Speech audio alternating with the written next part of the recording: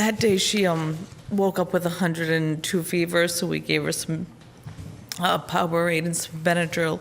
So I just rushed. Yeah. Not gonna lie. You know my dad, actually. I do? Yeah, Louis Mansalillo. Oh, that's your dad, huh? Yes, that's my dad. Frank, he says, you'll never believe it. He says, I have a daughter. He says, she has more money. He says, she don't care. He says, she can afford anything, he says. So he was telling me how prosperous you are. Oh, nice. Yeah. You're 91 years old. You're still sharp as a tack. What is your secret? I think it's my wife, really. How many years have you been married? 60 years. 20, yeah, 46, almost 60 years. Yeah. 60 years. 184.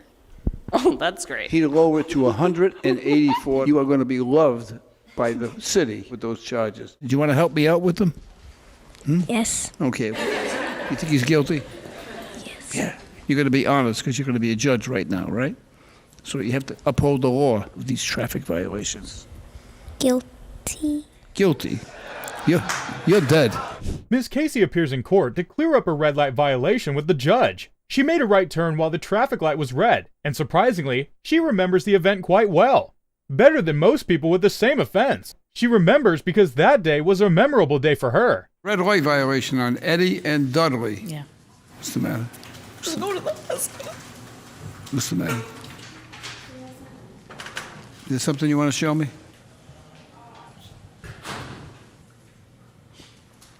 She had gotten a shocking surprise at home when suddenly, her daughter couldn't breathe. They tried to rush her to the hospital as soon as possible, and the only way to save time was to violate a road rule. She all right now? This is your daughter? Yeah, sorry. Dry up those tears. I know, I'm sorry. No, don't be sorry. You can flood us. We don't care. I mean, it's quite rare to meet people like Judge Caprio, compassionate and understanding. Immediately she started to cry. He told her to dry her tears and tell her story. That day she woke up with 102 fever, so we gave her some Powerade and some Benadryl. So I just rushed. Yeah. Not gonna lie. By the time you finish, you're going to get a citation for 5 more offenses, right? She says she knows what she did and she was aware. She made more offenses than that one, and she was aware. But she'll rather pay a fine of $1,000 than lose her daughter. She was speeding on the way to the hospital too, Inspector Quinn, I right? got that one. Failed to use directional, Yep. speeding. Yep. She's confessing to everything. You know what, Judge? I gotta am. get I just went. How many children do you have? I'm trying to think of an appropriate sentence, Inspector Quinn. I don't know. I'm trying to think of something. We can charge a violation for driving too slow. Zayla is her 7th child and her last born. Most of her siblings weren't around at the time. Calculating all those violations would raise to a huge number. But the court is willing to be understanding. My child or my grandchild, that speed would have been a heck of a lot higher than that. I couldn't do that. I would have hurt her. First of all, it's not going to go on your driving record. Okay. Whatever monies you have, I think you should spend on your kids. Thank you. Judge Caprio tells her that this isn't going on her driving record, and she's not going to be paying for any of it, because she needs that money to take care of her kids. But has empathy and sympathy for you in these circumstances. As Inspector Quinn indicated, he would have been going around that corner on 2 wheels. Oh, I'm going to charge you for negligent mother. Did you feel like the world was crumbling around you? I did. Is the baby okay now? She's more than great. Yeah, she's. I'm going to pay this, have this fine satisfied. It's not going to go on your record. By the generosity of 2 people. She says at the time, it was like her world was crumbling down, and while she was driving, she kept telling her daughter to talk to her, so she could know if it's getting any worse. Thankfully, she was able to get her to the hospital on time, and now she's more than fine, which is a relief. The judge helped her by using one of the checks that people donate to the court. I want you to use, actually, she sent in 2 $50 checks. I'm going to use one. So we're going to use one of Ria's, who sent in $30 to be used for my discretion for someone who can use it. You fit both categories. Very appreciative of their effort, and they open their hearts, and I appreciate it. they're all paying forward. It's just a wonderful talk about the disinterest of people and so forth. But it's not true. To Josie Day and Renee Paulman, they helped a woman in need. God bless them. It's really a beautiful thing to see people helping others. This is a small way of showing that there are good, honorable, compassionate forward. people. It's $80, not on your record. The case is dismissed thanks to the generosity of our 2 friends. Thank you. Thank you. Miss Kayla appeared in court to meet a grumpy Judge Caprio. She asks him how he's doing, and he says this. Good morning, Kayla. How are you? You come here to check my health? I'm just asking how you are. She's definitely looking for a She's dismissal smart. here. No, you better stop. Judge Caprio thinks there's foul play involved, that she's only being nice to him just to get a dismissal. I mean, being nice is pretty humane and normal, but if I'm going to get a dismissal by being nice, then definitely. I'll praise you if you want me to, but hey, we have to talk about the humor this girl has. Apparently, the judge knows her father. I mean, Rhode Island is a pretty small place. You know my dad, actually. I do? Yeah, Louis Mansalillo. Oh, that's your dad, huh? Yes, that's my dad. Frank, he says, you'll never believe it. He says, I have a daughter. He says, she has more money. He says, she don't care. He says, she can afford anything, he says. So he was telling me how prosperous you are. Oh, nice. Yeah. The last time the judge met her dad, he told him that her daughter is very prosperous, monetary-wise. Did you hit the lottery or something? No. No? I don't know. He told me you had tons of money. Well, Inspector Quinn, she thought I looked pretty good. How about why I Inspector Quinn? How's he look? Handsome. Good-looking men. Try the glasses. After 2 minutes of banter and casual conversations, Judge Caprio gets to the real case at hand, which is a red light violation. Nope, didn't stop. I'm actually trying to collect disability. I have 18 pins and a plate in my right ankle. After she explains herself, the judge tells her to pay the court cost. She had gotten into an accident a few years before, and it's hard for her to walk well. She has a handicap sticker on her car to let people know. I mean, the judge loves her already, but he's still salty that she called him good looking and called the inspectors handsome. You know, every time you come here, I get different readings. But Inspector Quinn and Inspector Carrigan are handsome. I said you look good. You do. You look amazing. Yeah, but they You look- always do. But they look handsome. Other than me talking to the mirror, I've never heard that. No, Judge, she goes like this. Yeah, you're amazing. You're from Johnston, right? Yes. Is that the Italian flag you have? Yes, so he's never said nothing to me. Well, I think he does a great job, actually. Yes, he's a good man. She's wearing an Italian flag as a nose mask, and the judge comments on this. But honestly, their conversations are so wholesome. Standard. Oh, if it's Standard mandatory, and it's a mandatory requirement. But either on the car or on the mask now. which is illegal, right? You're right.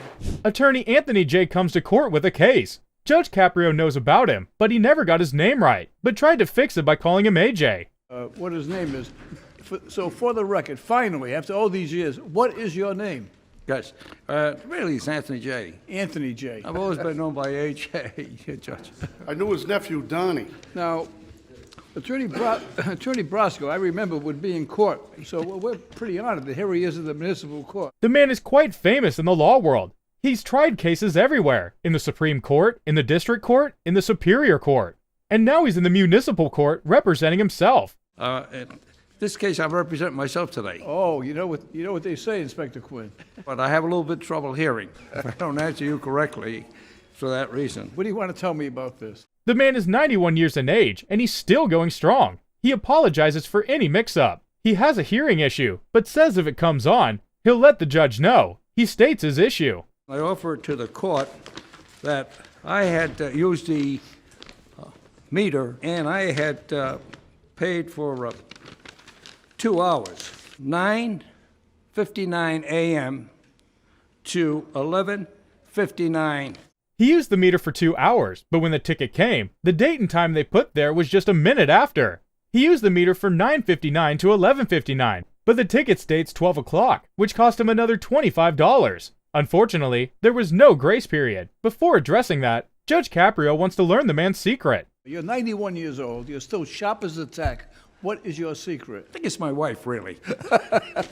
How many years have you been married? 60 years. 20, yeah, 46, almost 60 years. Yeah. 60 years. And with 13 grandchildren, too, Judge. I'm going to have a court-appointed lawyer get up here. The man has been married for 60 years, and they currently have 13 grandchildren. That's just wonderful. 60 years of marriage is not something easy, but to make it better, Judge Caprio showers praises on Mr. Anthony J. after he appoints him a lawyer. An independent counsel about the disposition of this case. 62nd rule is that they have to give a person of 90-plus years that opportunity. They both get paid the big bucks.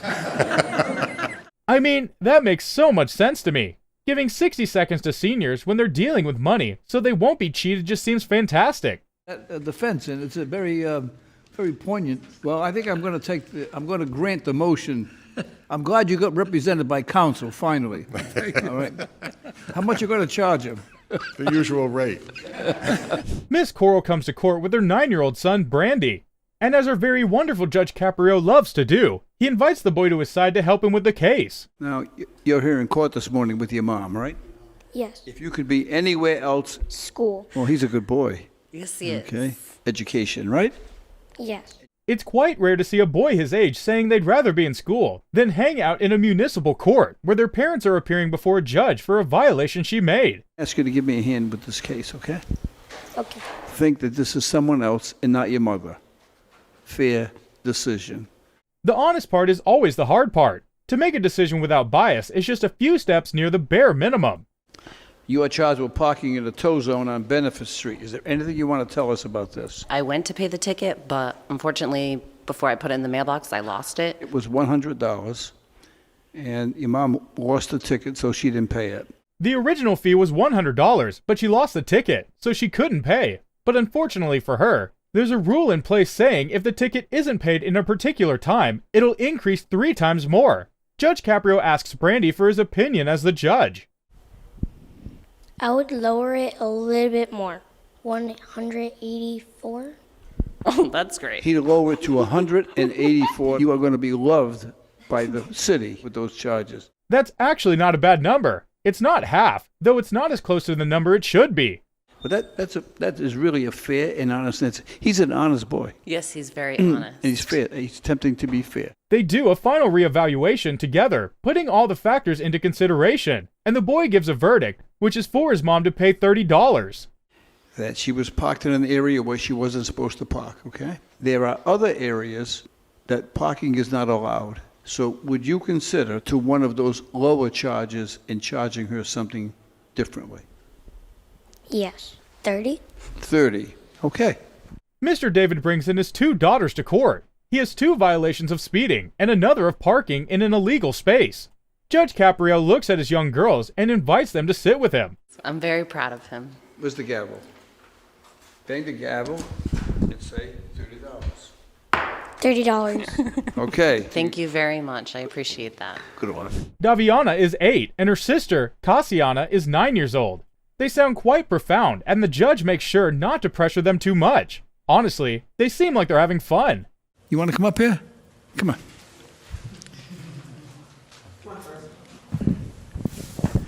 Get over here. Cassiana, how old are you? 9. Come over here, you. And your name? Daviana, 8 years old. Okay, now your father has some traffic violations. Judge Caprio asked both of his girls, and they said the same thing. Guilty. He was charged with speeding in a school zone 19. Well, that's one. The second one is also speeding in a school zone 18 miles. Did you want to help me out with them? Yes. Okay. You think he's guilty? Yes. Yeah. You're going to be honest because you're going to be a judge right now, right? So you have to uphold the law with these traffic violations. Guilty. Guilty. You're dead.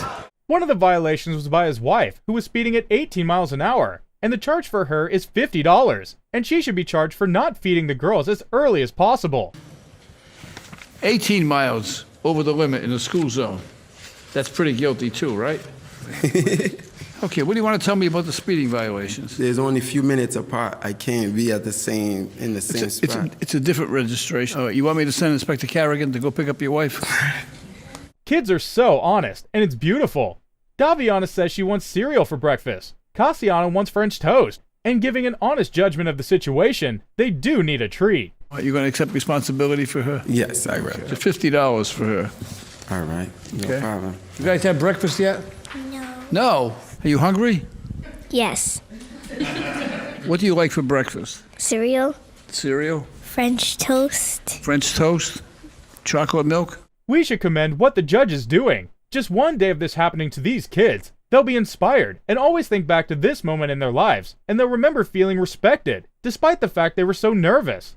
Someone wanted to know what their opinion was and treated it as important. I mean, reducing the fee from 50 to 15 is a really big difference. No judge could be like Judge Frank Caprio. Speeding tickets, I'm going to reduce it from $50 to $15. It's going to leave you $35 to buy these guys breakfast this morning. Sure. That money didn't exist. All right? Are you excited now? Yes. Okay, you tell them when you get in the car. Okay, and you're hungry too, right? Yes. All right. Good luck to you. How cool was that? Your life just got substantially better.